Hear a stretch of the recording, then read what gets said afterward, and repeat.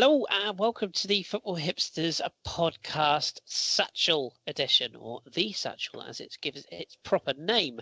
I am your host, Chris, as usual, and I haven't got John again, unfortunately. He's still recovering from the illness that saw him miss Monday's pod, so hopefully he'll pass a fitness test and be ready for action next week. But in his absence, I have been lucky enough to grab Lana back onto the show. So good evening to you, Lana. Good evening. Thanks for having me back. Always a pleasure. Thank you for stepping in at short notice. Now, later on, we're hoping to hear from Ross as well, because he's been at the Southampton game this evening. So hopefully, a little bit later in the pod, we shall parachute Ross in and talk about that game as well. But we're going to start with the Champions League games this week, Lana, and we'll start with the Tuesday games.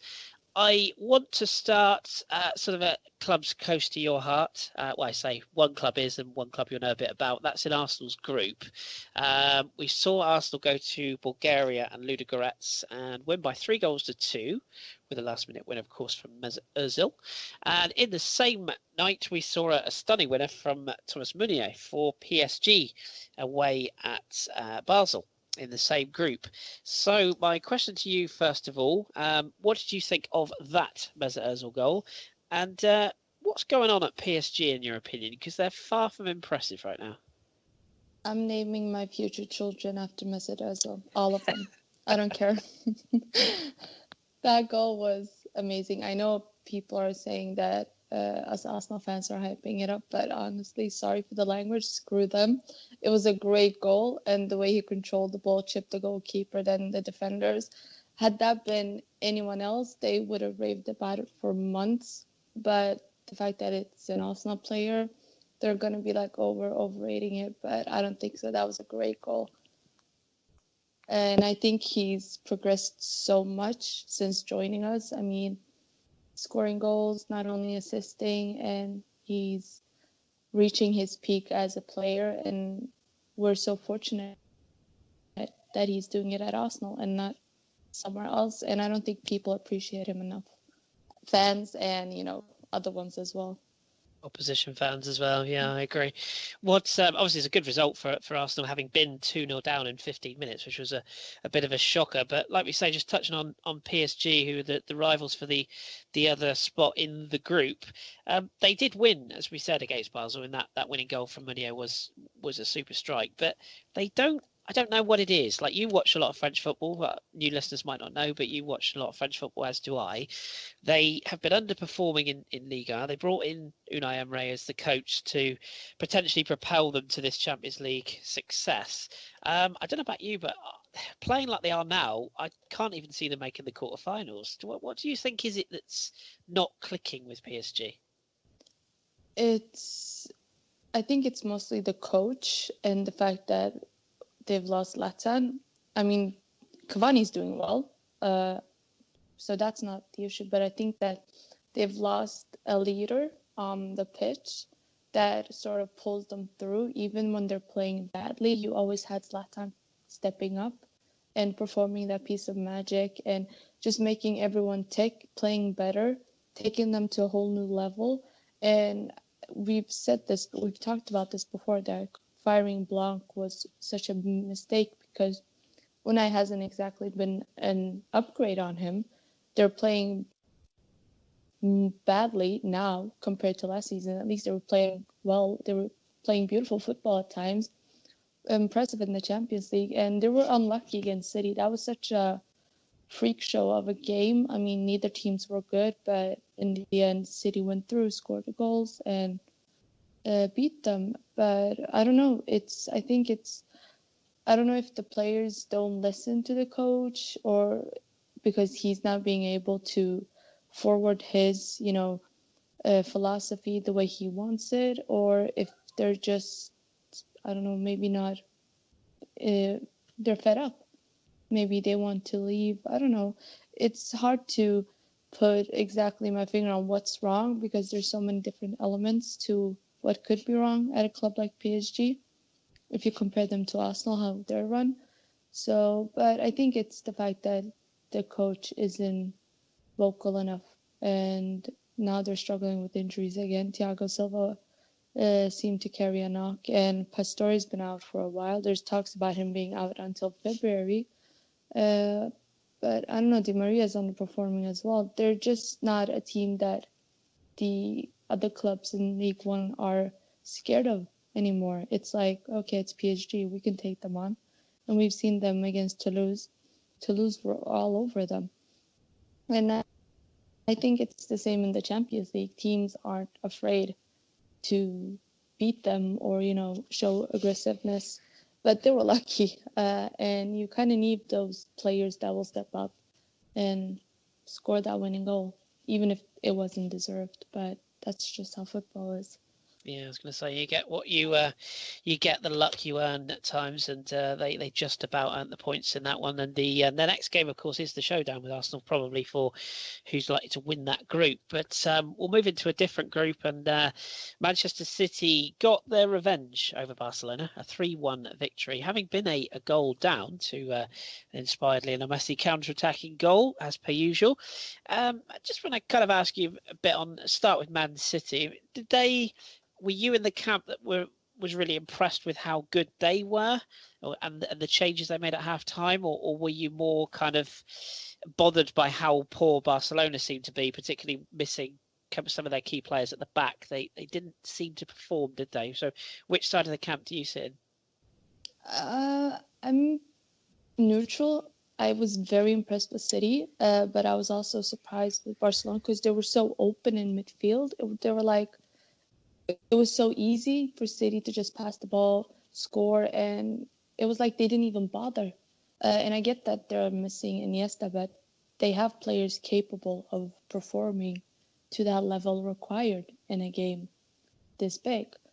And you can't always rely on Messi, whether you like it or not. Even if Barcelona is called a one-man team sometimes, you need other players to step up when the likes of Iniesta are out, Piqué is out, and it was actually shocking to see how easy it was for City. I think if Arsenal had played them, they would have beaten them as well. But I was really impressed with City. Gundogan was really good. So they had a great game.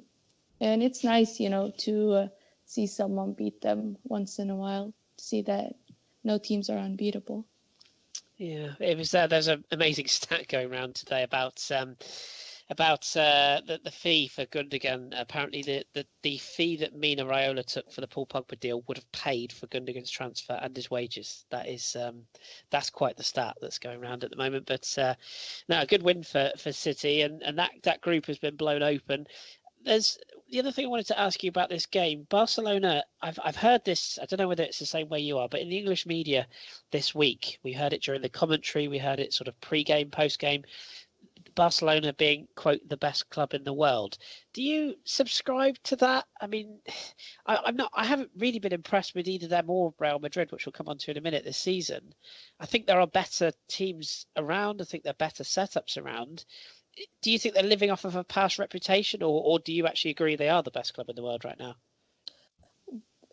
I don't know what defines the best club. Is it the fact that they have the best player, the best attack, defense, midfield? I mean, if you look at it, Atletico Madrid are amazing. They're doing so well, and other clubs as well. I don't know. This season, we've talked about this before. No clubs have impressed me in terms of consistently being good, barring maybe Atletico Madrid. Sevilla has been great as well. And I don't know, maybe people tend to look at the past achievements and think that they're still a big club. Look at Manchester United. They bought all these players and they're still being bad. So it's not an easy answer, I guess, but I don't know. Who is the best club right now? It's a tough one to answer, isn't it? Like you say, I don't know. I sit a little uncomfortably with the whole idea they're the best club in the world. But again, like you say, it's horses for courses, I guess. But let's look at another couple of games. Obviously, Atletico Madrid coming out 2-1 victors over Rostov with a late goal from Antoine Griezmann. The first goal was sensational. The body adjustment to finish that was superb. But the other game in that group, which was, I can't find it now. Where have we gone? PSV Bayern Munich, 2-1 victory for Bayern Munich. Lewandowski with a penalty and the winner having gone behind just a quick one on Carlo. Do you feel like he's getting it right with Bayern Munich? Slowly. I mean, they lost to Atletico, and we all, talked about, oh, Bayern have lost the blah blah blah. But I think slowly he's putting his own impression on the team, and I think he'll do well. I think they might be one to surprise this season. Yeah, I think you might. Right. They looked impressive when I saw them, so. It strikes me as a slow burn with Carlo, doesn't it? Like, he usually gets it right. It's just sort of a matter of time and getting his philosophy across. The one thing he is a winner, so I would expect them to be fairly close when the shake-up comes. So that was a good result for Bayern. And on the other Tuesday games, we saw Besiktas draw with Napoli in the early game. We saw Benfica beat Dynamo Kiev by 1-0. Borussia Mönchengladbach drawing with Celtic. A Dembele penalty for Celtic there, rescuing a point of the other results from the night. Moving on to the Wednesday games. Now, here's a question for you. I've been saying on our regular pod for a number of weeks now, and indeed on the Satchel, that the team that has impressed me most so far in this tournament has been Monaco. And I've had a bit of stick for it, but I genuinely think they'll make the quarterfinals. I think they're really well organised. They've spent really good, sensible money this year, unlike previous years, and they seem to be clicking. What do you make of Monaco? A 3-0 victory over CSKA Moscow. I mean, they're flying this season, aren't they, at the moment? I am so jealous of them, and they're everything I want Lyon to be, in terms of, in the league and in Europe. But they're, so impressive, not just at the back and midfield attack. Falcao scored a great goal. He's really, starting to revive his career. And it's good to see, he got a lot of stick when he joined Monaco and did poorly, from me included. I used to make jokes about him, and then he went to United and that didn't go so well. So it's good to see that he is, quietly getting his career back on track. And it's nice to see that Monaco isn't getting enough credit in terms of who's been consistently good in the Champions League. I think, in my opinion, Monaco and Sevilla have been the two standout teams, and not just in terms of how good they've been, but in the quality in the football they've played. They've been so impressive. It's a joy to watch them. And I think they'll both go very far.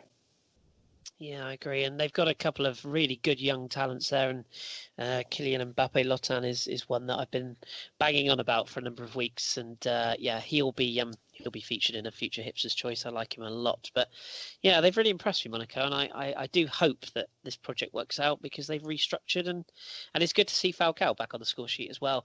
I was listening to a stat earlier on, incredible goal scoring record, that apparently his conversion rate is on a par or better than Di Stefano, Puskás, Messi, and I think it was Van Basten, all combined, which I found amazing. So, yeah, I read that. I saw it earlier this morning. Yes, it's absolutely amazing, isn't it? It really is. Still, that's Monaco. In the other game, we saw Tottenham lose at Wembley to Bayer Leverkusen.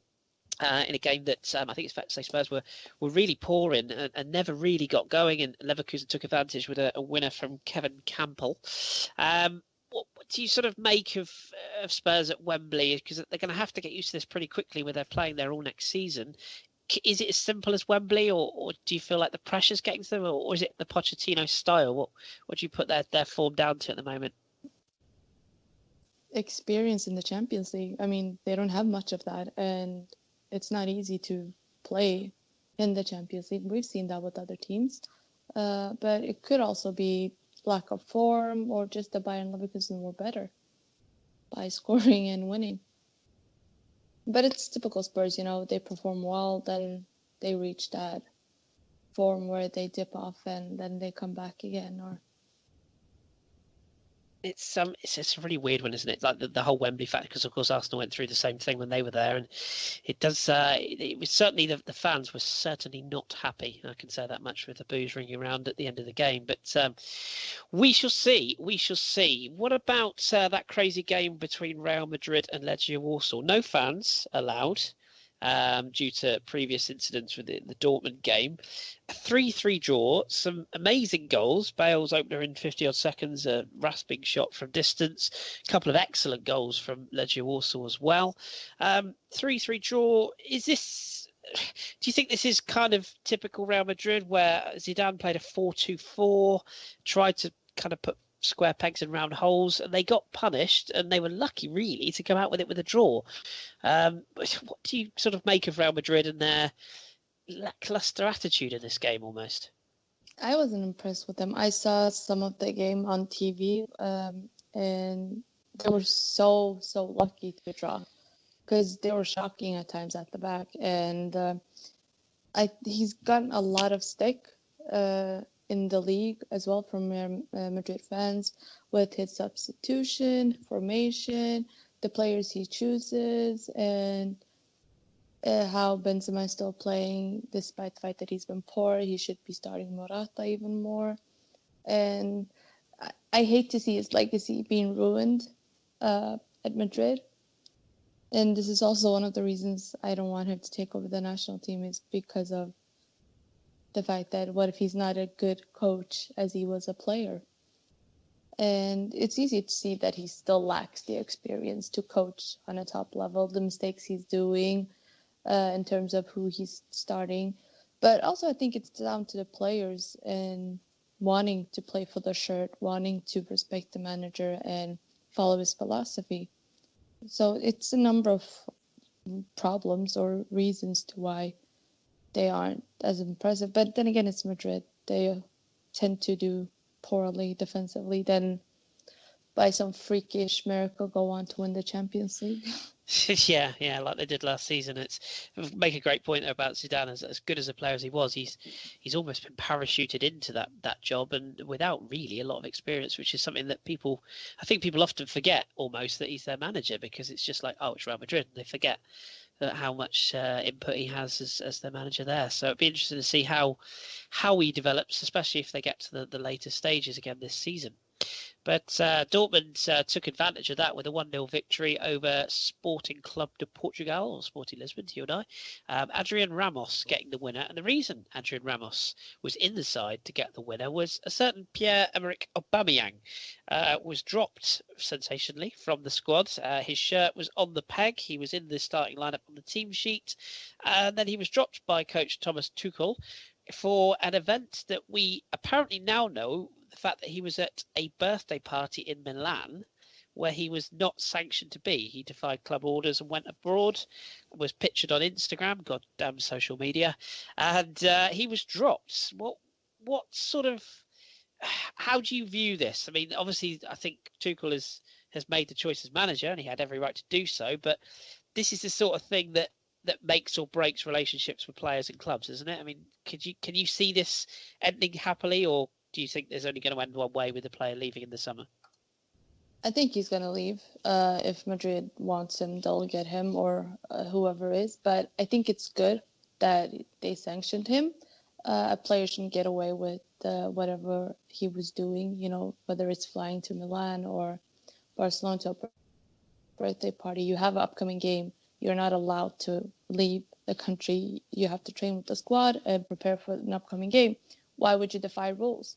I mean, he has every right to punish him, and we've seen that in the past with other coaches who actually steps up, has the balls to punish him and leave him out of the squad. And I'd love to see more coaches do that with players.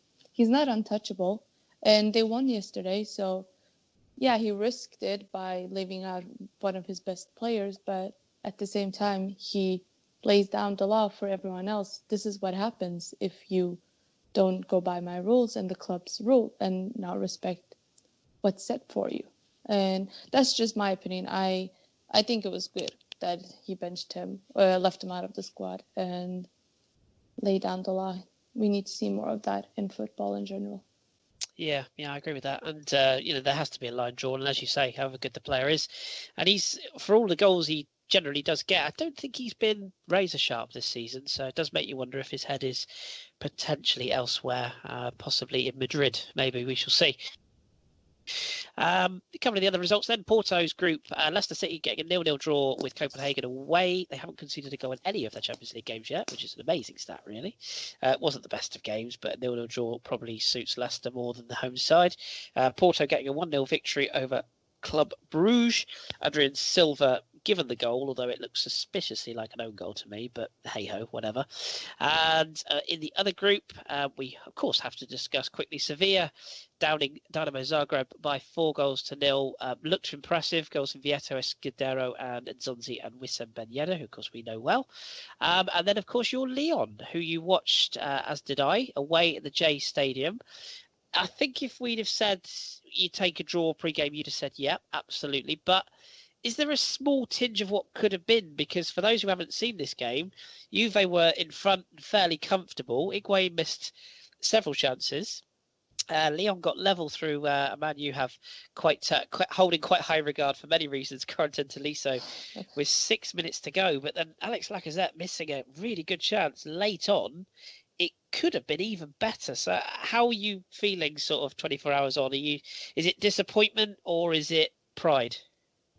I think after both games, it should be Lyon with 4 points versus Juve, and not Juve with 4 points versus Lyon. At home, Lyon dominated Juve. They were all over them from start to the end, and it was basically a game of Lyon versus Buffon. That save on Fekir, I am still pulling out my hair to how is that possible? The man is Superman. It shouldn't be allowed to be that good. And his save on Tolisso as well. And yesterday, Juve needed a penalty to actually score. And it was just a case of, okay, what could have been? But it's harsh to blame the penalty as well on the penalty being conceded because, as you know, I'm very, very hard on the players. And one player that really pissed me off yesterday was Rashid Ghazal. And for all his amazing trickeries and, skills and all that, he is awful at tracking back. He was at fault for losing the ball and for the penalty being conceded. And I was like, why can't you track back? Why can't you show the same energy in scoring as in tracking back? I mean, it goes both ways. And it was just so frustrating to watch, really, because Juve have not been impressive at all in the Champions League this season, not even in the league, basically getting wins out of habit, because it's installed in their mentality. But yesterday, Lyon should have won, and that Lacazette chance at the end, you have to take off your hat for Barzagli, He's 35 and making runs that not most centre backs would do. And I think that had Valbuena been fit, he would have been such a good option to bring off the bench because whether you like the guy or not, he offers a lot in a team versus Juve, who were sitting back, and you needed someone to create those chances and open up the midfield and back three. And it's just a shame that he was injured, or according to Marseille Twitter, who faked a rumor about him being dead. But Lyon fans aren't happy with Genesio at all. The tactics he's using, formations, and why would you start Chazal and why not start Darder, who offers more in terms of, controlling the midfield, the back three, who is a very, very inexperienced back too. Both of them, this was their second Champions League start. One is 18, one is 19. The only one who had experience in that Champions League squad for Lyon is Rafael, who played for United. That's all. The rest this is their second season coming into the Champions League. But I think they did well. They can look back and say, what if? Especially in Lyon. They were so unlucky there. Yeah, but it will take time when it to click, and I almost wonder if you might disagree, I don't know, but I almost wonder if Lyon have got more chance of doing something quite good in the Europa League. I know they obviously want to stay in the Champions League, but I just can't see Sevilla or Juve relinquishing the places to allow them through. But Europa League, they might have a real run at it, but I'm with you. Will they qualify? I think so. I mean, if you look at the group at the moment, what are we? Sevilla top on 10 points, Juve 8, Leon 4, Zagreb on 0. So you'd like to think Leon would have third place guaranteed. And then it would be, I guess, if they got to Europa League, who they draw. But I mean, who knows? Fixtures, you just never know. If they get a result against Sevilla up next for them, I think it is. No, it's Juve Sevilla. Juve Sevilla. Okay, so so you would hope that Juve would beat Sevilla. Yes, and Leon have to beat Zagreb basically, and there's no. And then you have the return game in Leon with Sevilla, and you'll hope for a miracle. Anything could happen. Who knows? Yeah, absolutely. And Leon at home, of course, with the final game. So, and Sevilla could already be through in theory. So it's not all done and dusted just yet, but. Yeah, interesting. We'll see. We'll keep in touch with that, of course. But here's hoping. And just to give everybody, before we move on to Europa League, we're not going to go through all the tables of Champions League, but we'll just give you a heads up on a couple of teams. We know that Arsenal and PSG have now both qualified. We don't know in what positions yet, but they are both through. The Napoli, Benfica, Besiktas group is still very much open. We know Kiev are pretty much gone, but the other three are still fighting it out. Group C, Barcelona have qualified. I believe Manchester City are now qualified in one of the spots as well. Gladbach and Celtic really fighting out for that third place. In Group D, Atletico Madrid and Bayern Munich both through. Again, we don't know in what order yet because they've still got games to go. 12 points for Atletico Madrid, 9 for Bayern. Monaco and Bayer Leverkusen are the favourites from Group E as things stand. Nothing decided, but got to think those two are the favourites now. Dortmund and Real Madrid both, or Dortmund are through. I believe Real Madrid have just need a point for the next game, I think, to qualify. Looks like those two will go through. Leicester City and Porto very much heavy favourites from Group G, with Copenhagen still have an outside chance of scraping second, but not convinced. And of course, as we say, Sevilla, Juve and Lyon, kind of a three-way playoff there. It looks likely that one of Sevilla and Juventus will qualify, with the other two fighting it out. So we shall see. Top scorer in the Champions League, by the way, Lionel Messi, with 7 goals from the opening rounds. Right, let's transition then into tonight's Europa League. Recording this, of course, on Thursday, the 3rd of November. And at this point, I'm going to see if I can get hold of Ross, who, as you may be aware, co-hosts the English Breakfast podcast with me.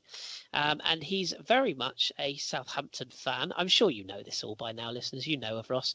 But he's been at St Mary's Stadium this evening, where Inter Milan rode into town. And we know, of course, Lana, that De Boer is no more from Inter. He was sacked this week. So let's see if Ross is on the line. Ross, are you there? I am. Hello. Good evening, everyone. There he is, like magic that you appear. I have Lana with me, so say hello. Hello, Lana. Hi, congratulations. I was so happy for you. Thank you very much. There we go. Ross, let's go straight to you then. You were at St Mary's Stadium this evening.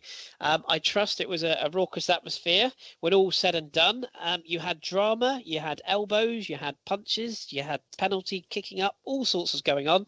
For those who have been maybe sleeping under a rock, Southampton got the win 2-1 from behind. So how was it? How was your experience? Oh, hang on. Well, back up. There were punches. I must have missed that one. I saw the elbow. Where was the punch? There was a bit of a spat between, I think it's the Candreva incident. There was was there a fist thrown in there as well? It appeared so, yes. Yeah. Well, from my angle, what I saw was the penalty. I didn't see what the penalty was given for, but when obviously the crowd gathered, I saw, I guess it was Candreva then stabbing at the turf to try and mess up the penalty spot, which is what Sam McQueen has gone over to stop him from doing. And I saw the arm go out. I didn't see a punch. It was the elbow. Oh right, okay. Well, I'm still amazed that it wasn't a red. But anyway, let's back up for a second. It's very, very difficult to properly explain the magnitude of that result. I was walking into St Mary's today, and I was just kind of ticking back over in my mind of all the times I've ever walked to St Mary's to go see us play, and I'm thinking way back in 2009 when we were in League One and tickets were dirt cheap because it's League One, and I'm walking in to go see us play Dagenham and Redbridge and Norwich in League One and Tranmere Rovers, and this time I was walking in to see us play Inter Milan. It's well, there isn't a word for how that felt. There isn't a word for the sound of the stadium at kickoff. I've never heard her when the Saints sang like that. And then as for the game, the first half was very frustrating. I thought Inter Milan did well to just kind of stifle us, nick their goal, and hold on. I thought there was a foul on Van Dijk in the build up to that, but at the end of the day, it doesn't really matter. The penalty, I didn't see the incident. I have to admit, I was too busy following the flight of the ball.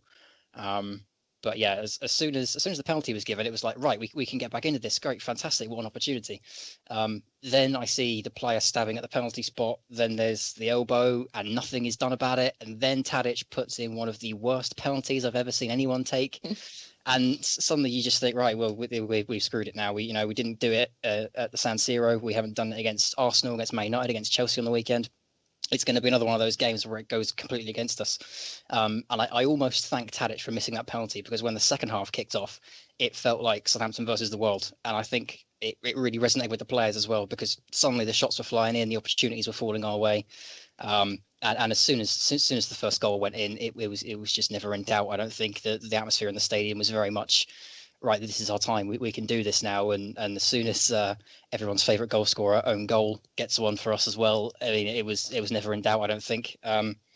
Yeah, I can't put into words what that means for fans and players. The stat going around at the moment is it was 6 years and 1 day ago we were playing Dagenham and Redbridge in League One, and now we're hosting Inter Milan at the St Mary's, and now we're second in our group for the Europa League. It's very, very difficult to put that into words, but it wasn't the best game of football to watch, but I don't think I will go to too many more games that tell that kind of emotional story over a course of 90 minutes. You can tell by the sound of your voice it was a good night, and that's what we like to hear. So yes, absolutely, it's fantastic, and well done to you. And that puts you back into a very strong position in the group. Puts Inter bottom of the group, in fact, on 3 points. Southampton now 7, and Sparta Prague with their win tonight got to 9. Lana, just ask you quickly on Inter, where do you see them going from here? Because obviously De Boer gone, and we know the situation there. So what do you reckon? Liquidation and then relegation, hopefully. I hate them, you know this. So it's fun. At one point, I want the Italian teams to do well because of the coefficient points, but it's always fun to see Inter being Inter. I knew straight away they were going to lose today when they saved that penalty, because it's Inter. They're their worst enemy. And the fact that they fielded such a weak team as well, it's such a disrespect to Southampton, in my opinion. You want to win the game, why won't you start your best players? And they're just in a turmoil at the moment, and they keep sacking coaches and not realizing that you need an overhaul from scratch. And the fact that Nagatomo has survived 7 coaches since he joined Inter is amazing to me. So I'm just happy they lost today. They definitely need to sack some players. I think that a few people would be in that queue if the opportunity came up. But Ross, if you're happy to stick with us, we'll plough through a couple of other Europa League ties this evening and see what else we can pick out. The first one I want to look at is Athletic Club Bilbao and Genk. Not so much for the incredible scoreline of the 5-3, which it was, but this game saw Aduriz score all 5 goals and a hat-trick of penalties. Ross, have you ever come across anything like this in all your years of watching Championship football or lower down? I can't ever remember a hat-trick of penalties. Can you? No. I mean, if there was anywhere in England that it was going to happen, you would have thought it was lower league because so many penalties get given. But no, I can't think of one. Obviously, I haven't been following the results and the scores tonight. I've been a little preoccupied. But the 5 goals in one game and 3 penalties, that's quite a record. The last great striker performance I remember seeing was, I know there's one after this, but Lewandowski for Dortmund against Real Madrid. That was the last great one I can remember. Obviously, then there was Lewandowski again for Bayern when he got 5 in 10 minutes. But that's probably going to be one of the most famous striking performances. Surely 5 goals in a game. Yeah, I do remember that actually. Yeah, that's got to be up there with a performance like this. It's amazing though. 5 goals, wow, and well, hat-trick of penalties. Good on him. Good on him. But I can I'll give you a couple of other results as we go through here, Ross. But one that I'll give one to Lana briefly and see what she thinks of St Etienne. Lana, away from home, St Etienne don't usually score goals full stop, let alone away from home. Tonight they got 2, and they won from behind. Amazing, these stats just keep tumbling. Tanan and Beric with the winner just after half time. What is it about St Etienne in this Europa League? They seem to quite like it, don't they? It's a good result for them tonight.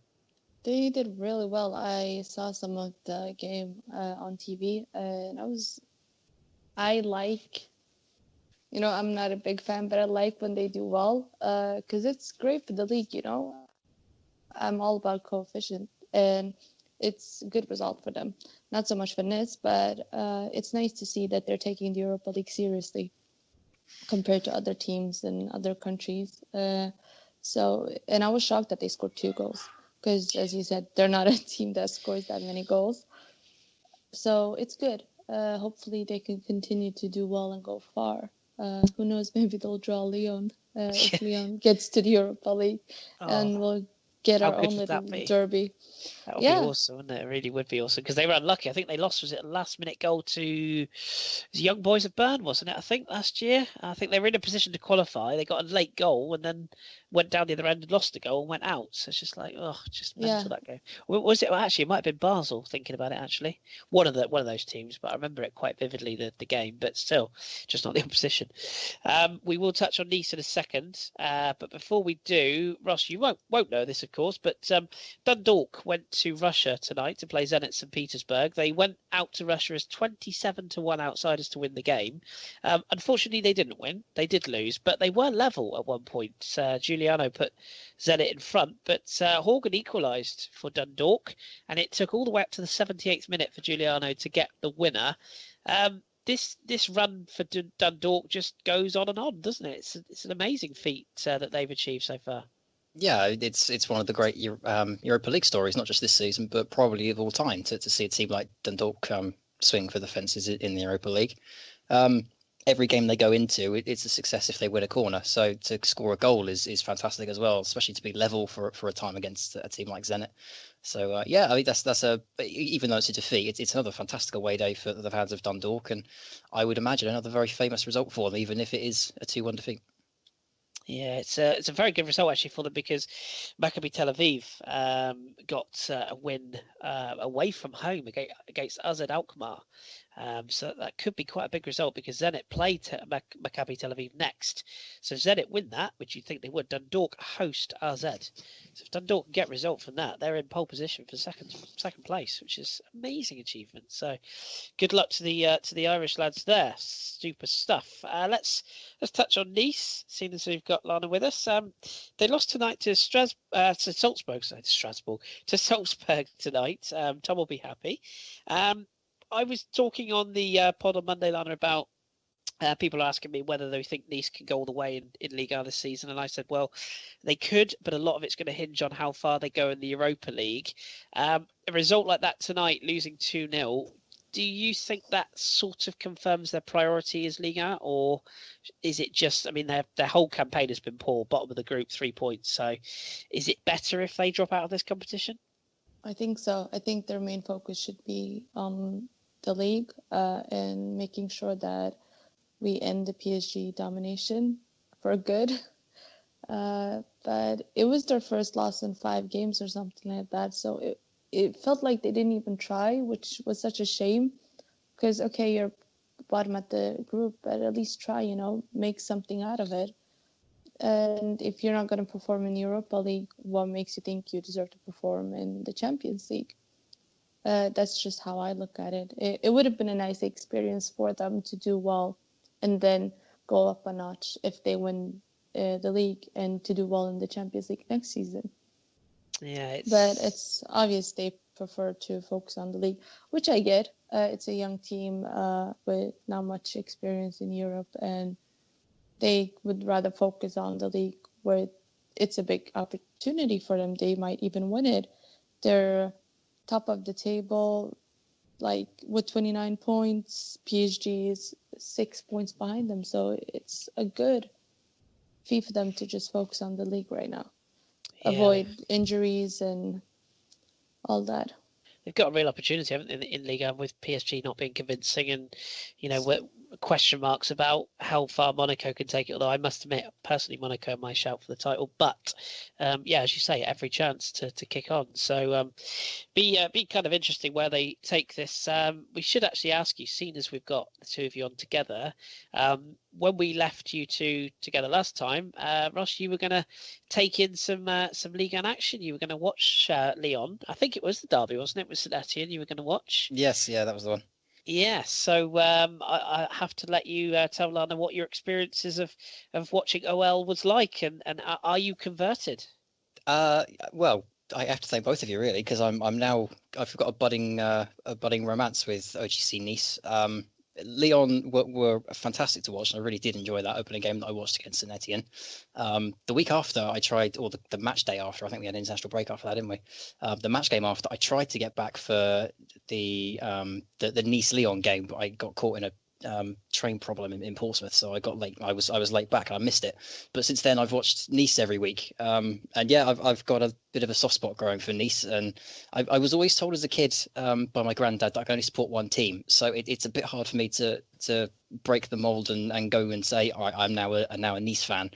But they play some really nice stuff. They are so good to watch, and I can't imagine what they would have been like if they managed to keep hold of Ben Arfa as well, and kept him in the form that he was in last season. But yeah, I mean, thanks to you and Lana making me watch the Lyon game, I've now got a bit of interest in Ligue 1. So yeah, I can't say fairer than that. They've been better this season actually without Ben Arfa, ironically enough. They brought in Belhanda and Balotelli, and they're doing much better in my opinion. I think they're more impressive this season than they were last season. And Ben Arfa, he's such an inconsistent player as well. He was so good up to the winter break, then a dip in form, and then he stepped up again. That's the thing with Ben Arfa. He's so frustrating because he was the most talented of the 87 generation, but he's so lazy, so he can never stay consistent for an entire season.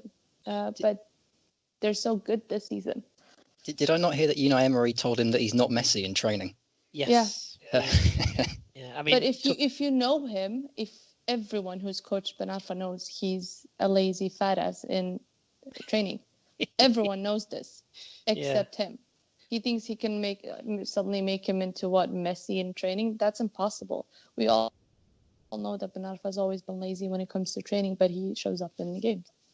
Yeah, it's one of those, isn't it? A mercurial talent, but just you can just never work out what's going on in that head. But equally, if he doesn't play, he can't be good. So I suppose that's the other argument to that. But what we could say, a couple of other results we should pick out actually from the night's games. A couple of really surprising scorelines. Anderlecht 6, Mainz 1 is one that leaps off the page. A couple of goals for a lad called Tadrucek in that game, which I can exclusively reveal will be one of the Hipsters' choices in the future. So stay tuned for that. But 3 goals in the last minute in that game. Amazing. All for Anderlecht. They were 3-1 up and then went 6-1 in the last minute. Amazing.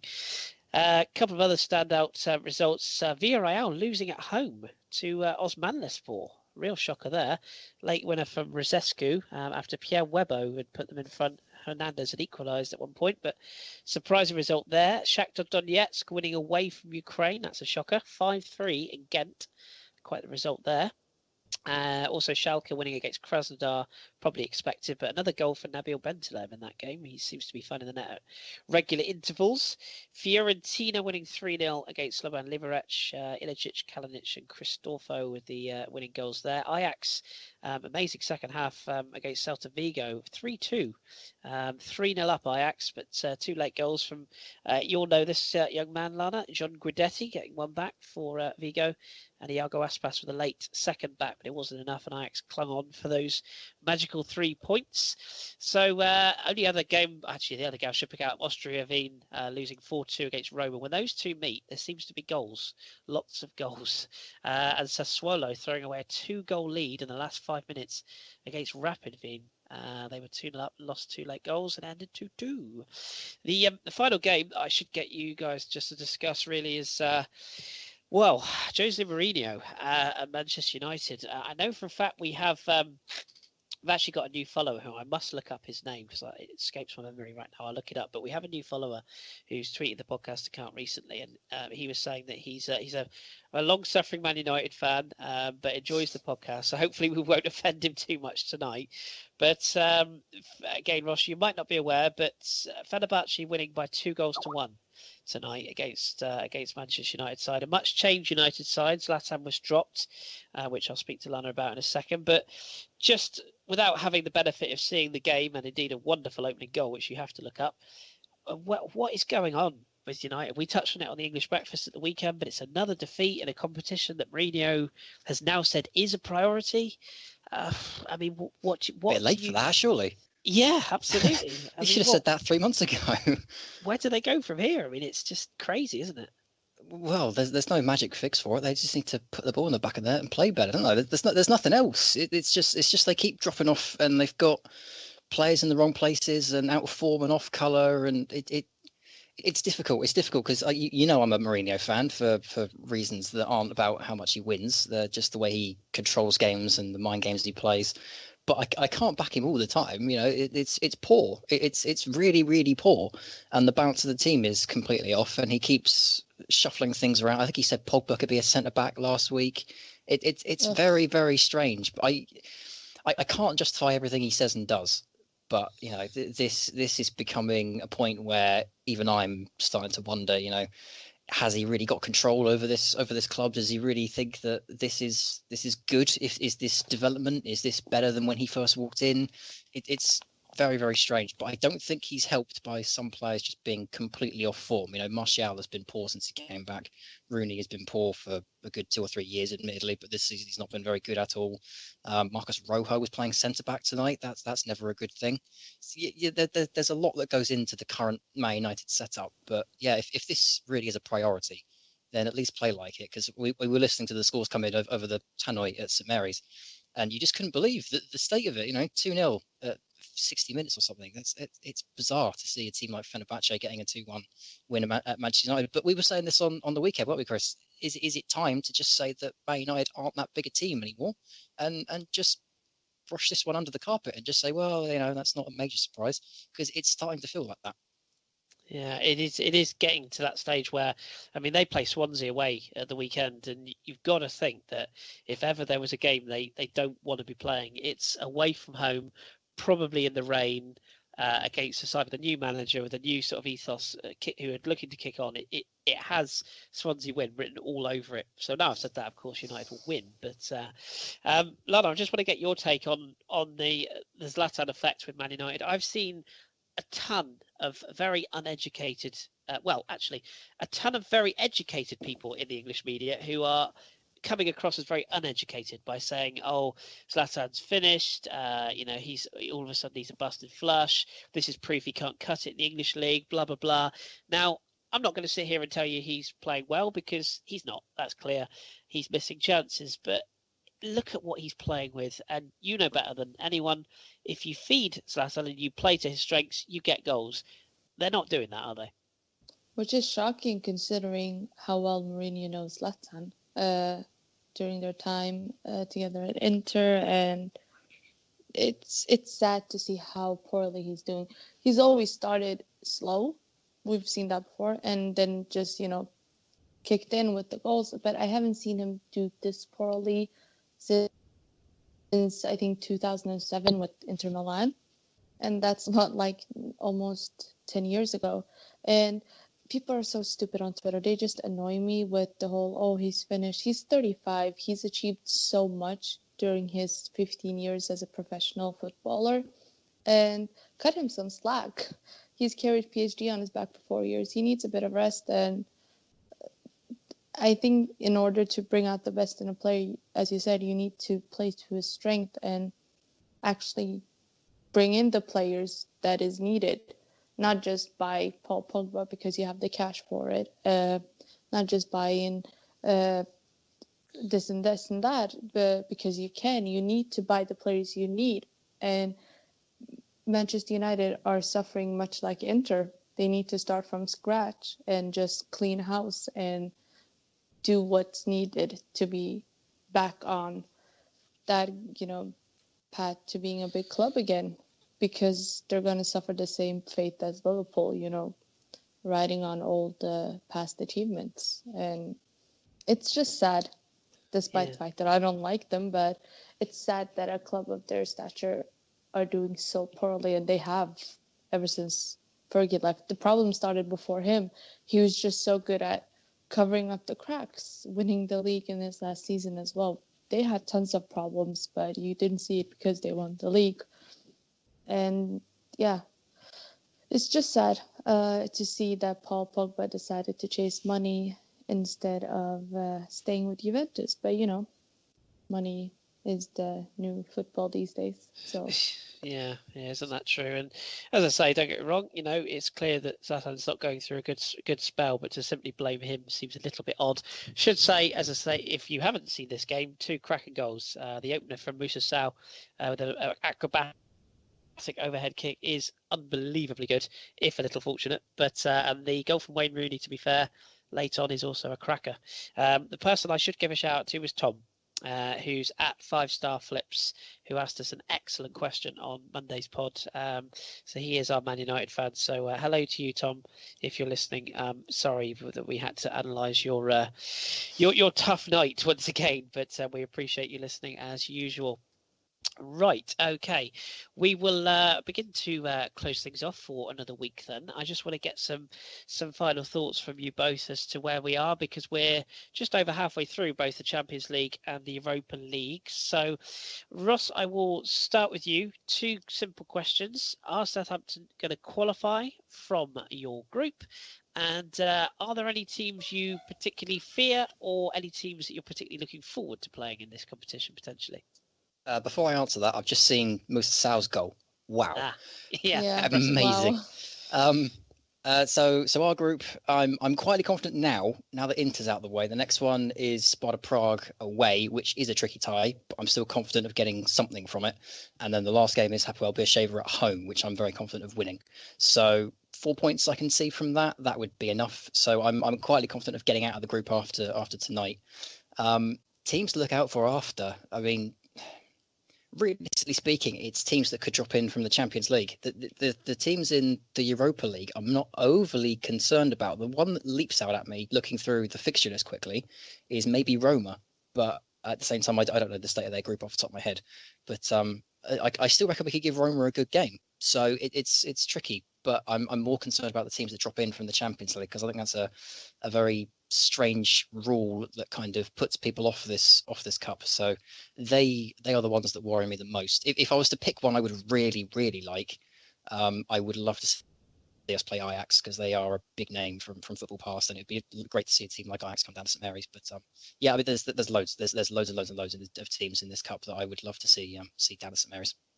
Monaco is a good shout. They've been much better than Roma. Roma are chokers. They'll be good one game, then be bad the next. But Monaco, I think that would be such a good game.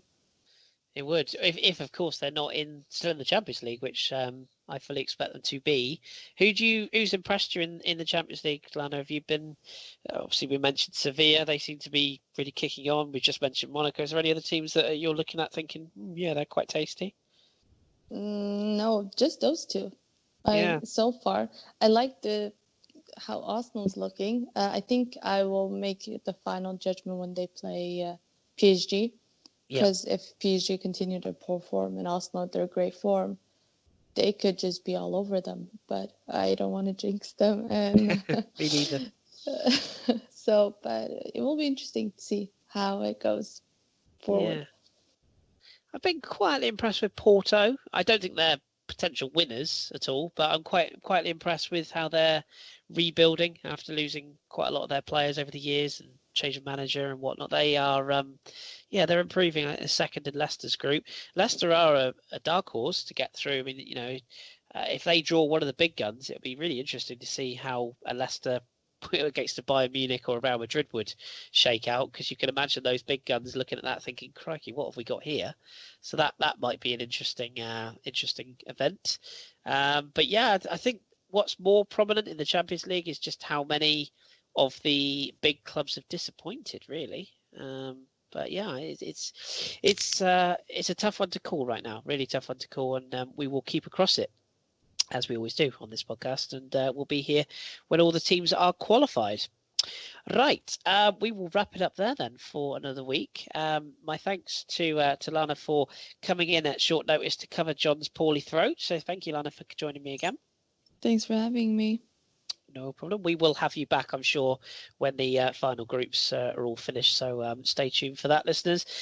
You can find Lana on Twitter. If you're nice to her, if you're mean to her, she'll just block you. So there's no airs and graces. But you can follow Lana if you would like to do so on Twitter. She is at Lana Dulwood. So it's LANADAWOOD. So do give her a follow. And of course, thank you to my my English breakfast cohort, Ross. I'm sure, Ross, you're going to have a thoroughly enjoyable, well, I suppose, do you have to get up tomorrow morning or can you enjoy tonight? Oh, I can enjoy tonight. Of course I can. I'm unemployed. Why not? That's we got Hull on the weekend as well, so we'd like to think we can carry that on into an international break. So yeah, it should be a good week. And I could even be back at St Mary's next week because England under-21s are playing. So I may tag along to that and go see how the next generation of Lions are doing. Ideal. Well, we can maybe slip that into, because we're planning to record a couple of specials during the international break. So we'll see if we can slide that into the specials as well. So brilliant. And speaking of specials, of course, I know, Lana, we discussed a little while ago, me and you were going to sit down at some point and have a little chat about Ligue 1 at some point as well. So it'll either be this international break or before Christmas. I'm sure we'll discuss that as well. So that'll be worth looking forward to, if you like French football, of course. Right. Okay. Well, all the best to you at the weekend, Ross. I will speak to you again on Sunday. And thank you again to Lana. We have been the Football Hipsters podcast. Enjoy your football. Keep it tuned. Look forward to the weekend and keep your mid strong and glasses trendy. We'll speak to you very soon.